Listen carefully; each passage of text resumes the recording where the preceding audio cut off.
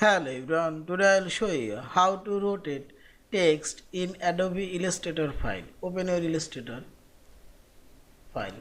Now click on this selection icon and dragging your mouse, select your text area you want to rotate. We can rotate text two ways. First way, here we will find this corner. Now you can rotate this text here manually. And second way, click on this Windows option and active artboard properties and again select.